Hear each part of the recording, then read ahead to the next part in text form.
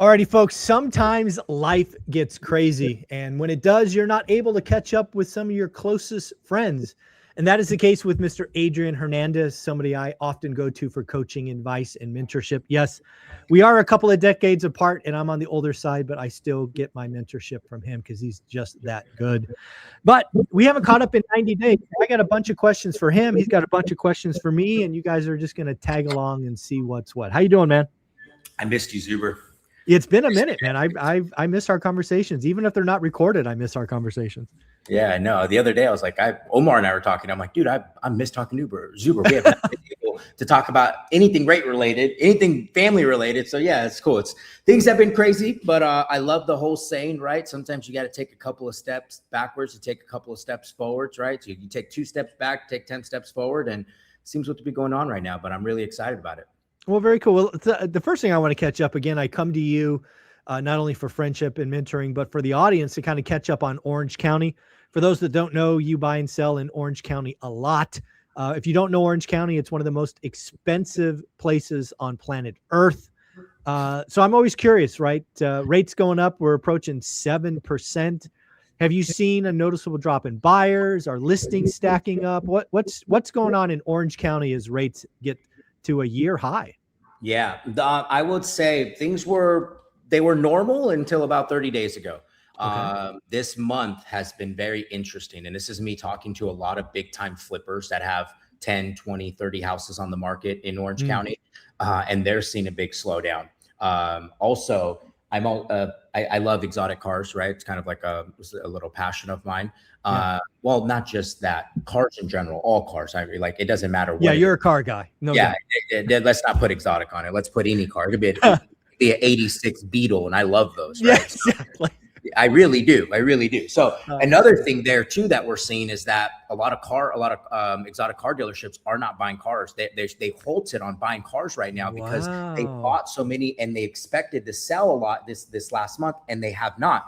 So that's been a little interesting too. But back to the housing market. Well, hold on. Let me push on that because you just never know where these conversations are going to go. For the longest time, we've talked about a K-shaped economy. Right? The top end of the K's, living good, living life, asset rich, all that good stuff.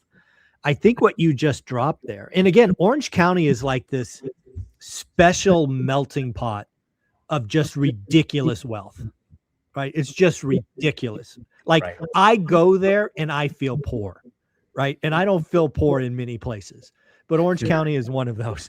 And to hear you say that exotic car dealers have stopped buying is a tell. Because it means 2 things. One, a lot of people needed cash quick, so they sold their exotic car. And 2, the buyers aren't showing up. Those both are interesting to me. Because again, if you need to raise cash quickly and you're in Orange County and you've got 7 cars and the Ferrari is not, it's being driven once a month, it's pretty easy to sell the Ferrari and pick up a couple of $100,000. Because you need it for keeping the lights on or some business or whatnot. So I think you just shared an interesting tidbit. So go ahead and talk about the real estate market. It's interesting on that car market side too, because this is all new. This is all coming in real time, right? Sure. So I happen to have a car that I put out there just to see what they would say. And sure enough, like one of the biggest car dealerships, they came back and they're like, dude, we're on hold right now because everything we expected to sell has not sold. You have your rare one-off cars like anybody know a GT2 RS, like that car has appreciated close to $400,000 to $600,000 in the last year. You're seeing certain cars that are appreciating $300,000-$400,000 and people are buying them, right? So to this point, I happened to be in a dealership last week and I'm looking at this guy has, I don't know, 17 Ferraris in the showroom. And it's one seller selling all of these 17 Ferraris. One seller selling 17 Ferraris. Seller. And I'm just kind of looking around and the prices are astronomical, right? It's not what you would typically pay for these vehicles. And I look at him and I go, this can't last. And he shakes his head and he starts laughing and he goes, it's impossible. Yeah. There's no way. There's no way. He goes, look at this. There's no way. Right. And so I think of that a lot with some of the real estate, right? Kind of related. It's very similar. we do have those one-off houses in Orange County that are selling tomorrow. Yeah, again, you always have that one unicorn, that special must, because you only need one buyer, right? That's the beauty. Right. So if you have a unicorn, a GTRS3, whatever the hell you called it, they'll go. But for the most part, crickets.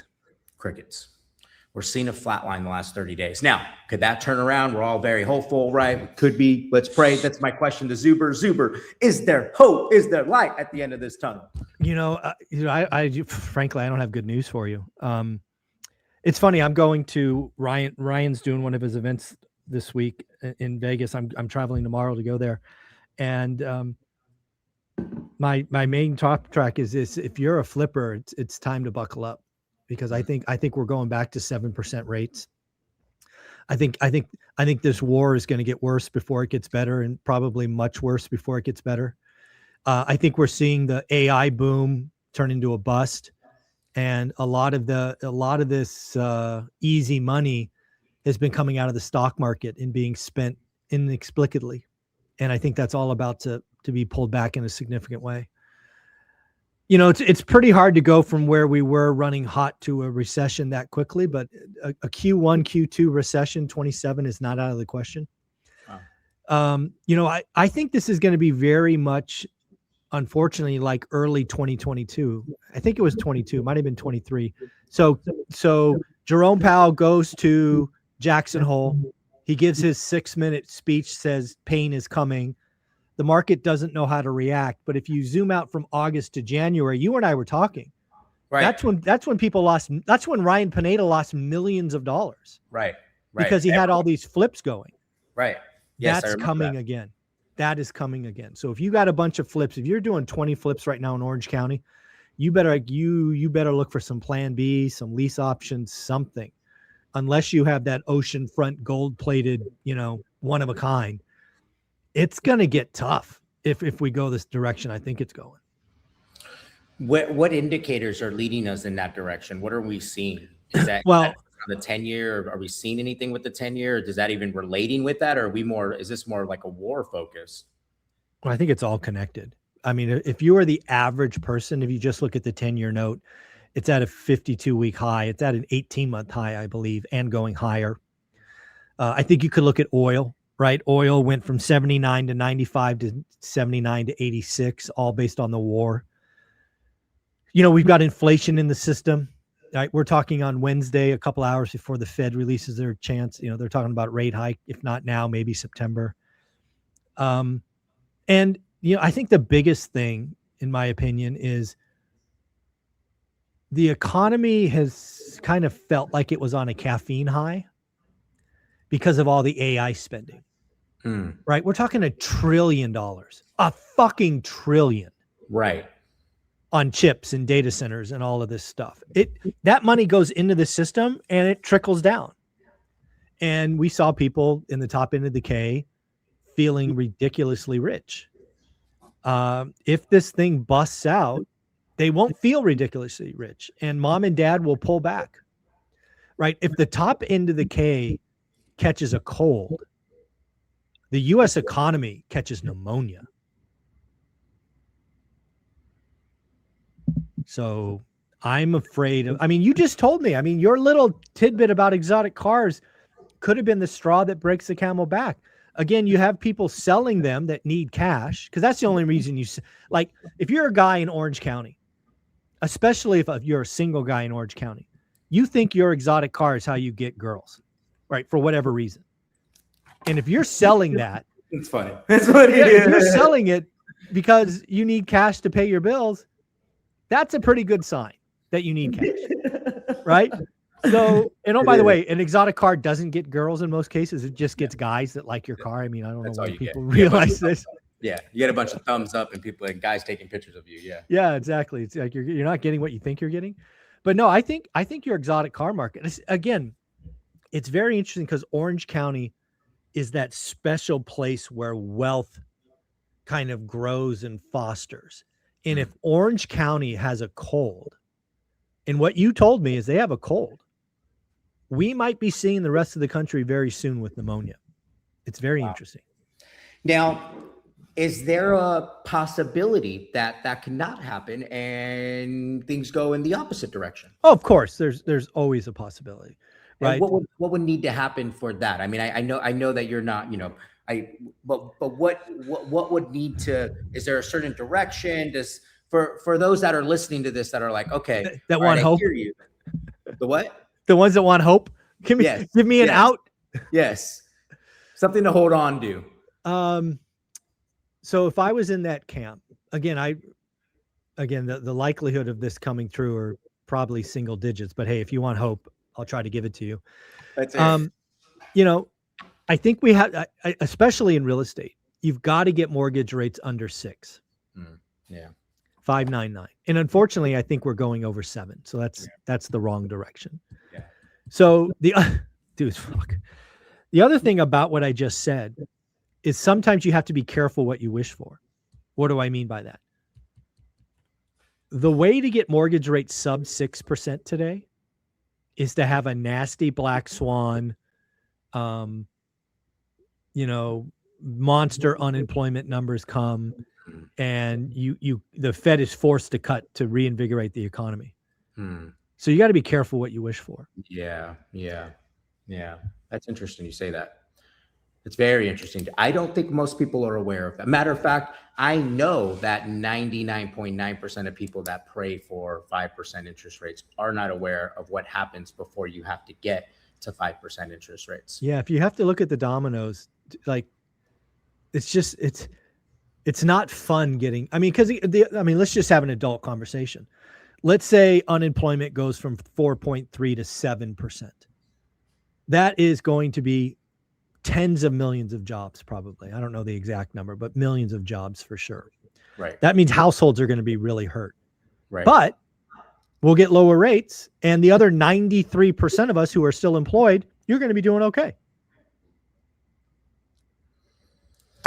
Yeah. I guess all we can do is control what we can control. That would be my advice. Because again, I've said this story a lot of times, but some flippers out there need to hear it again. I knew a guy in the Bay Area, again, a special pot of dirt, that this was in like 2008. He was selling, all he did was $1 million flips. Today, they're probably 6 or 7 million, but they were all 7-figure flips.